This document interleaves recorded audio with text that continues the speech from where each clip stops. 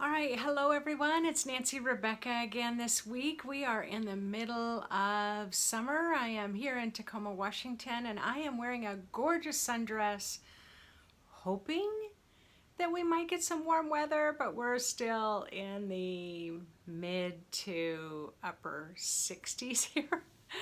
So it's not quite that warm, but it won't stop me from hoping. Anyway, today the topic that I'm going to talk about is reincarnation and about past lives and what that means. So I'm a registered nurse, but I also now I've worked as a full-time psychic for over 20 years.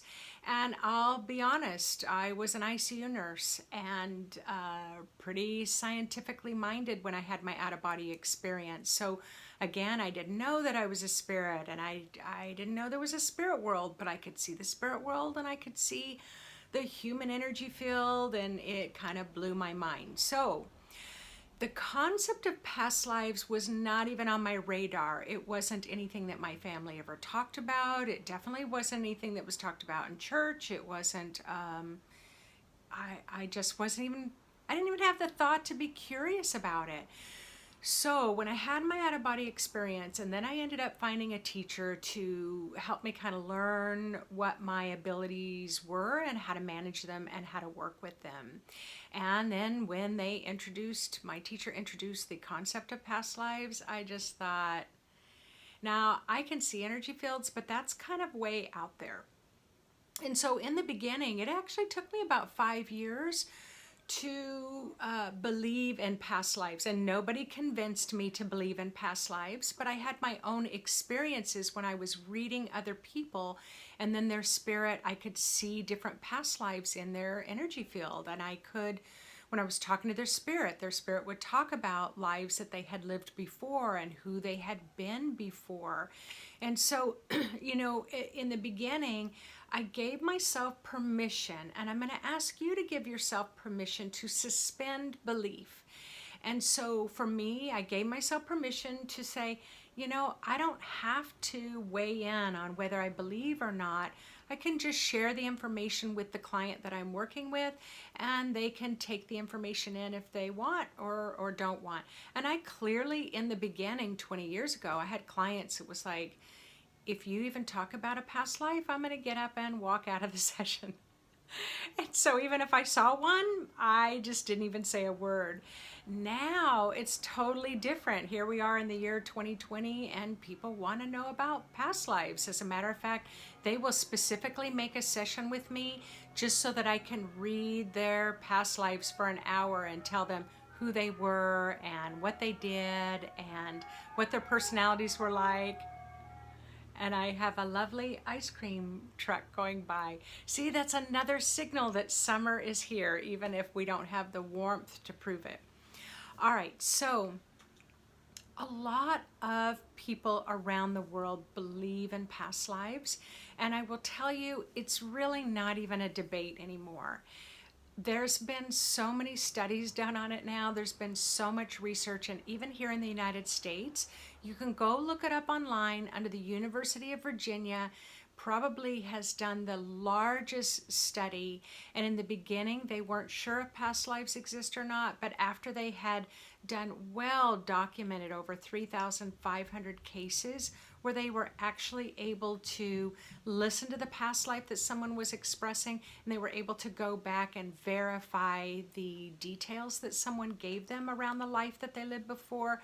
And so after 3,500 accurately documented past lives, they had to say past lives are real. I mean, spiritually, they're real.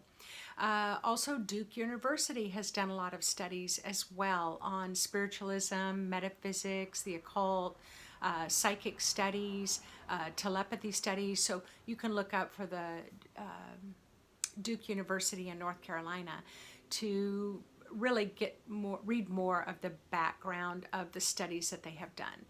And then just recently, as I was preparing for this talk, I put in a search in YouTube on past lives and children that have had past lives experience.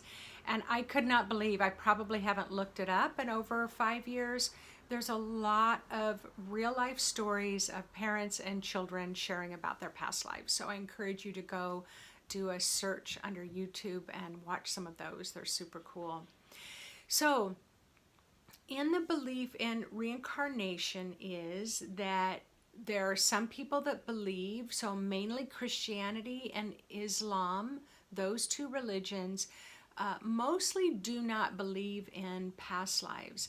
Now, I do know that in Christianity and some of the ancient teachings, in some of the Dead Sea Scrolls and things like, they will talk about different people of the Bible having lived before. But kind of in our current modern belief, that was kind of taken out, or it's not talked about. So, and I most certainly am not religiously academic enough to even discuss it. So I just encourage you to do your own research. But those are the two main religious beliefs that really do not promote past lives or reincarnation, being born again, as a plausible way of believing. But a good majority of the world does believe it. Now, when I first started teaching this segment in my classes, I would do what I would call kind of an introduction to the possibility that maybe you've lived a life before. In the beginning, let's say 20 years ago, if I had a class full of 20, I'd say, how many in here believe in past lives 100% in an unwavering way? You just know you've lived past lives before. And maybe out of the 22 people would raise their hand. Now, let's say a couple months ago, before COVID, when I was teaching a class, I had 25 people in the class. I go to introduce this subject. How many in this class believe in past lives? Absolutely everyone. Their hand just shot straight up in the air. There was only one person that was just kind of like, I'm not quite sure. So just in that 20 years, that's how much people's ideas spiritually have changed. Many more people are much more mentally open and kind of willing to step out of the box to believe in past lives. So for me, I was kind of wishy-washy until one day this particular doctor had a client that had an illness, and they had this chronic illness actually all their life, that they had lived with this chronic illness. And this doctor asked me if I could do a reading on their human energy field to see if I could help them with this chronic illness. Now, the person lived on the other side of the United States. So again, this was before the year 2000. And I'm like, wow, I don't know that I've ever done a distance reading before.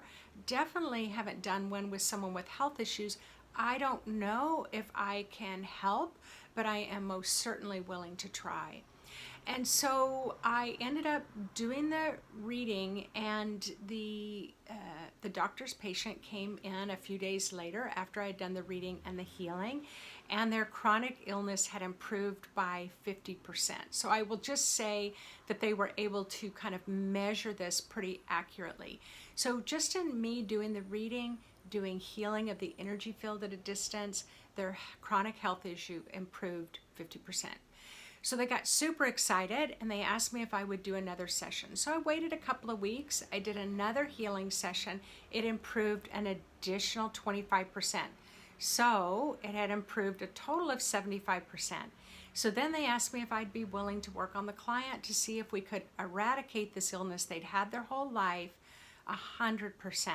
Now I'm a nurse, so my doubt started kind of creeping in. I'm like, I don't know if someone's had an illness their whole life, if that can be healed.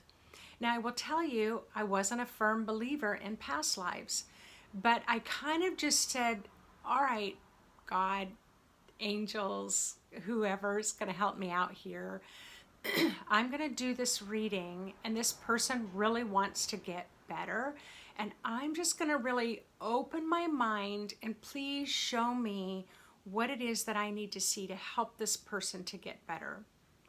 So right away, when I went to tune in to the patient, this past life came up where they were a German soldier during Nazi Germany time.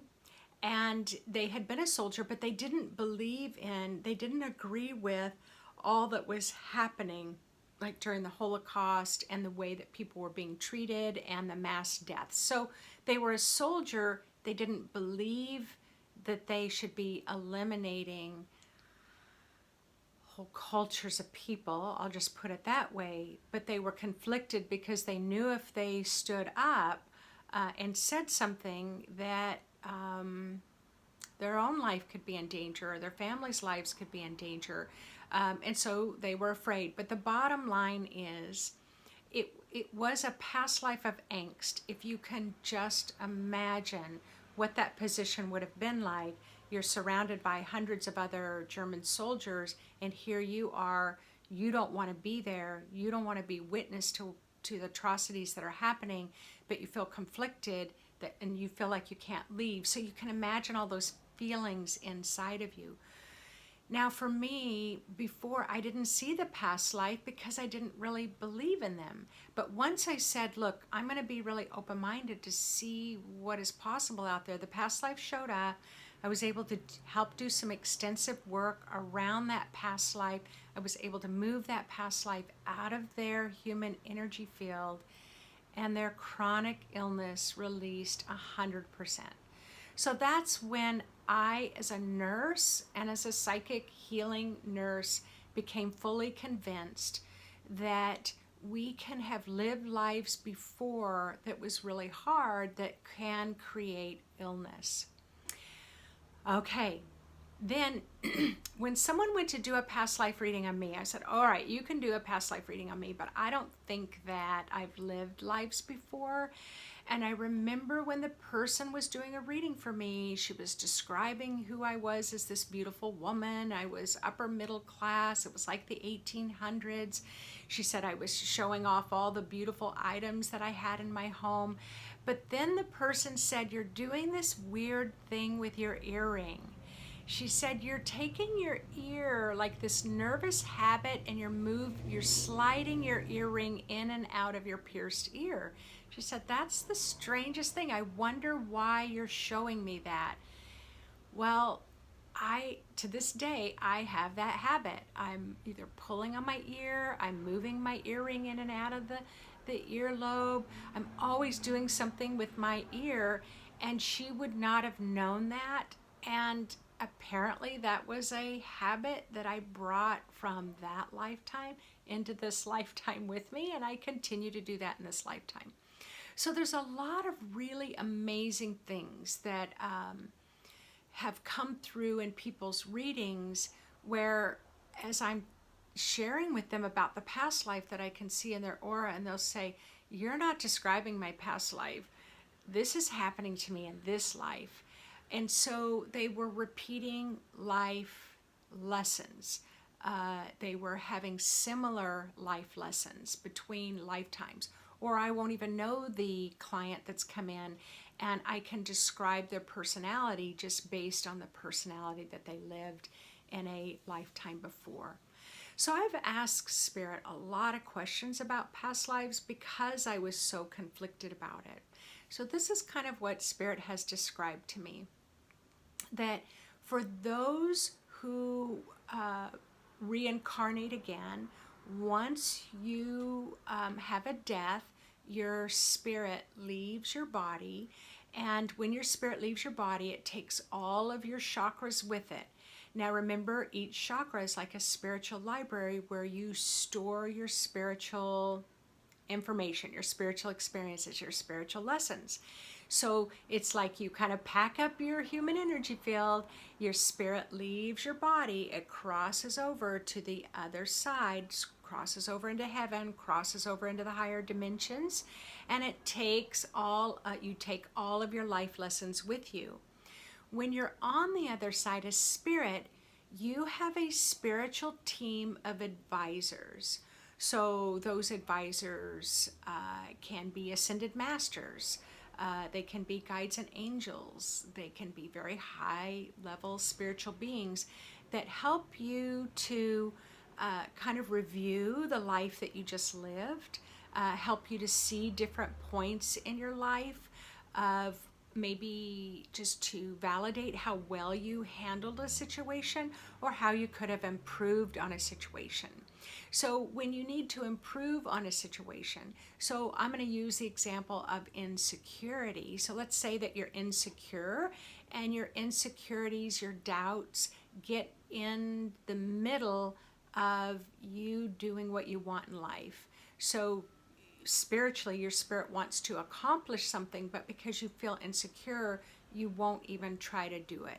So you might then cross over, you meet with your spiritual advisors, and they'll say, all right, you push through that insecurity most of the time, but it still seems that doubt and confusion and insecurity is still a big issue for you.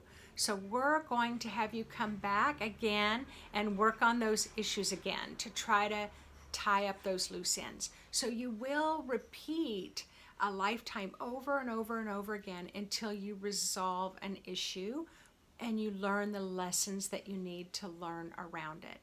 There are some people that need to learn about relationships.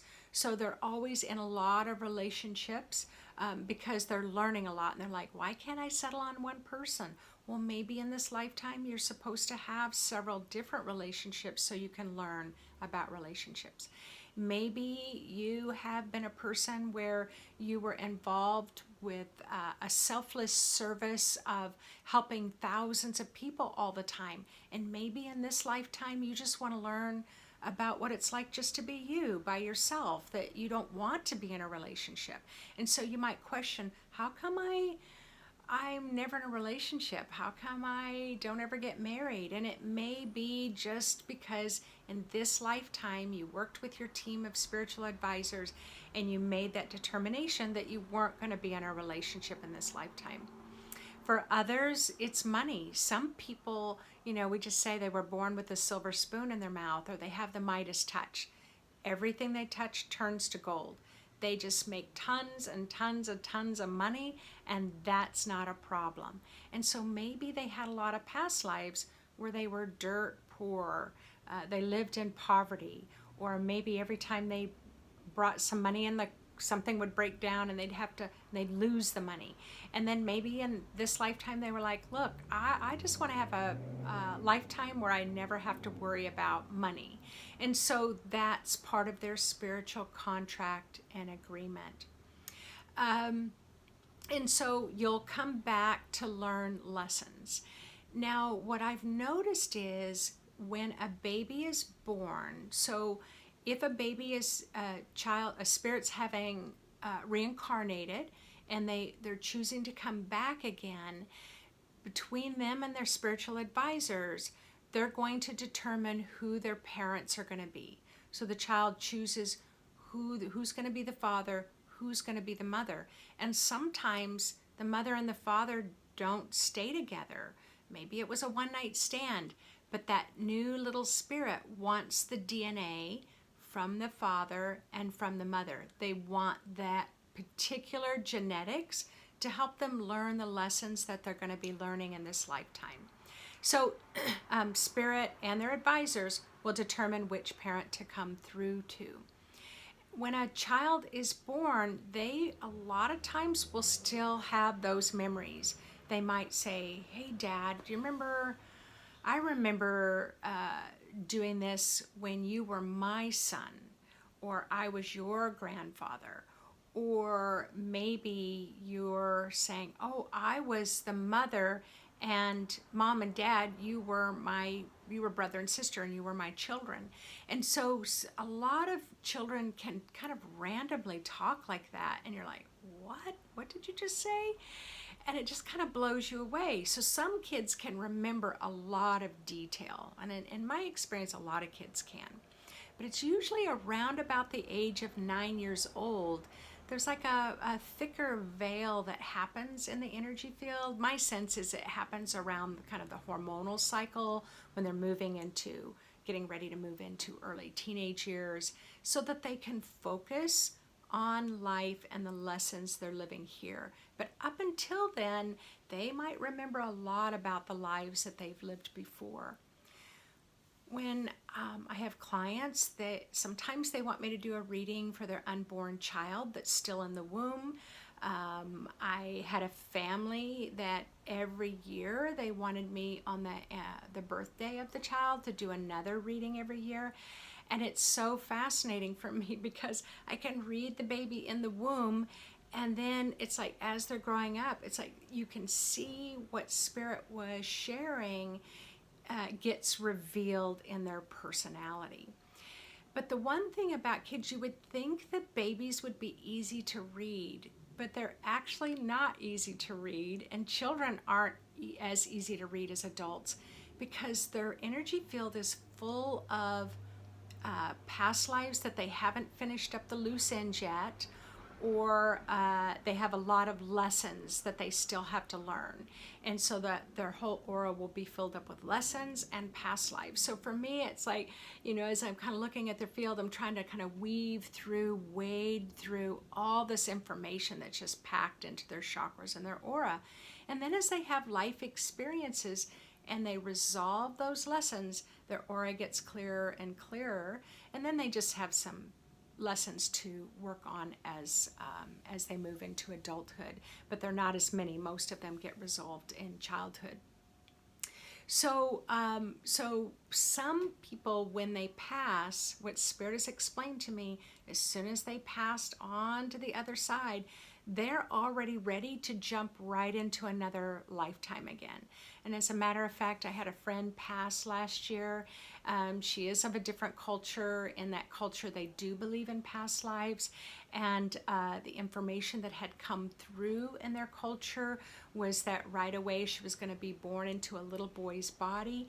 And so I was invited to the ceremony to participate as they prepared the spirit to be able to move and be born on the east coast of the United States, that the mother was already in labor, and my eyes were just as big as saucers. I was like, really?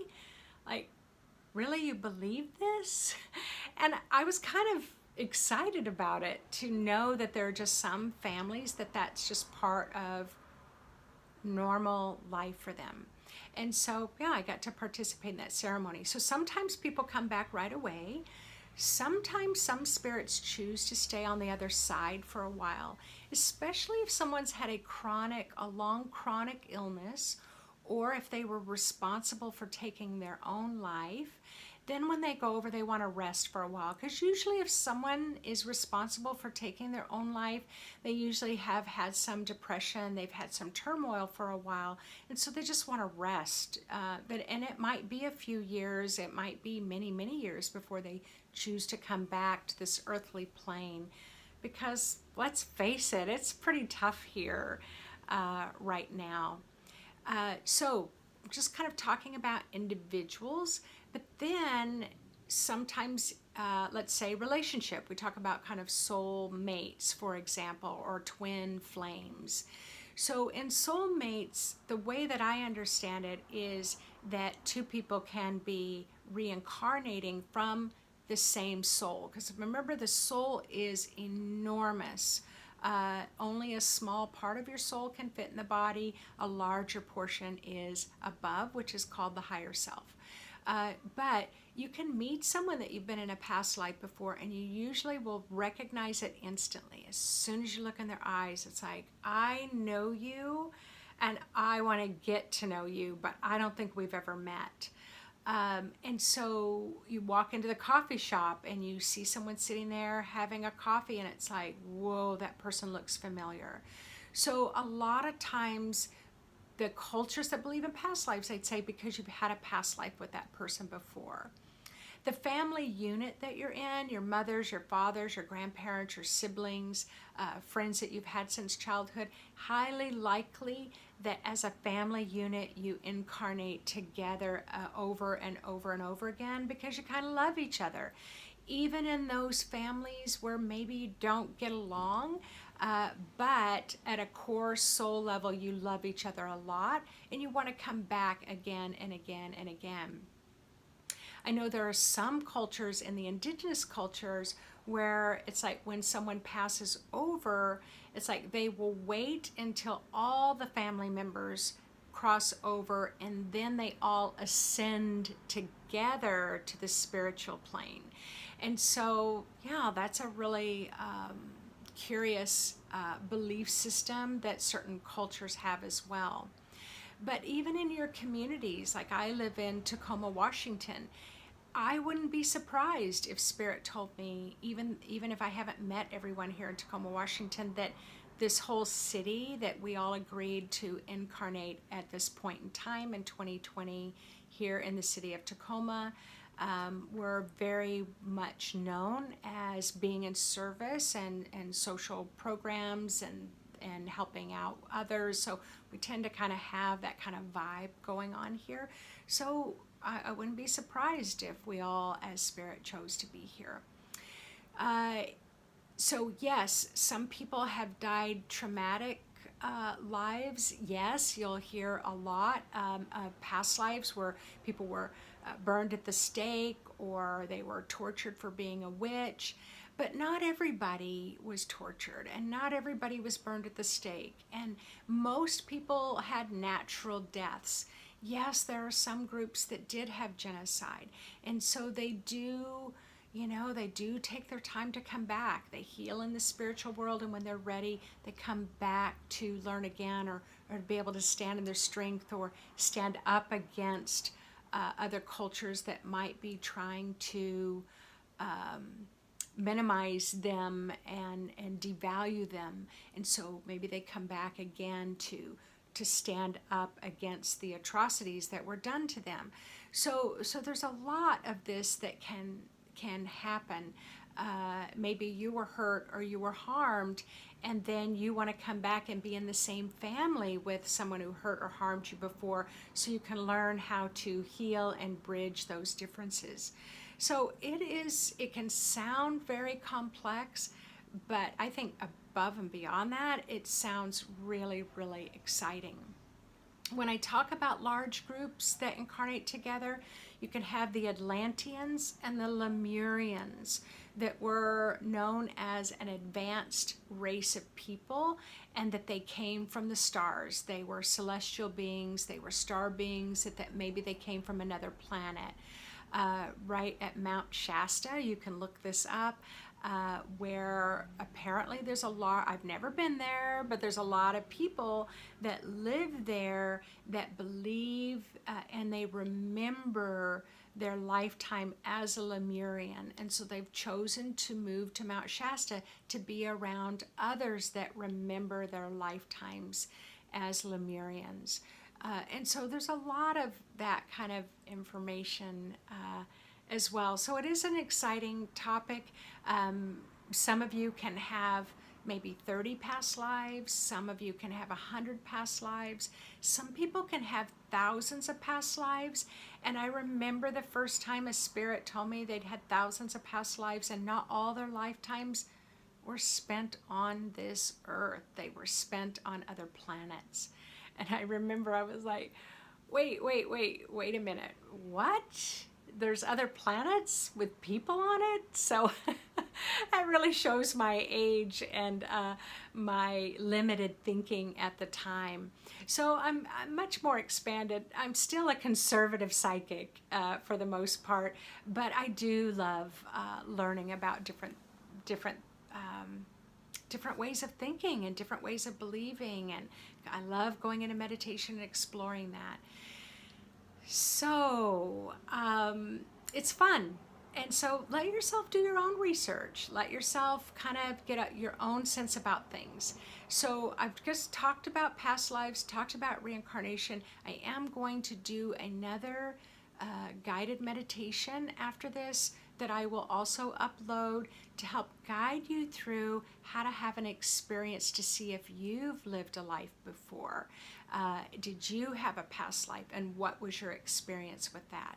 So I will upload another video that will accompany this one.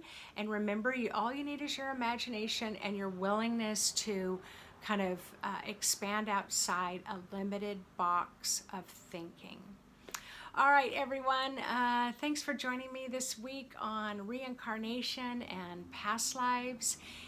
If you want to subscribe, just click the subscribe button, and that way, and the little bell that goes with it, so that you get notifications every week when I upload a new video. If you want to know more about me, you can go to my website at intuitivemind.org. You can also follow me on Facebook under Intuitive Mind. All right, thanks everyone, and hopefully you're having a much warmer summer than we are, and if so, you can send a little heat this way. I would appreciate it. All right, take care everyone, and thanks for tuning in.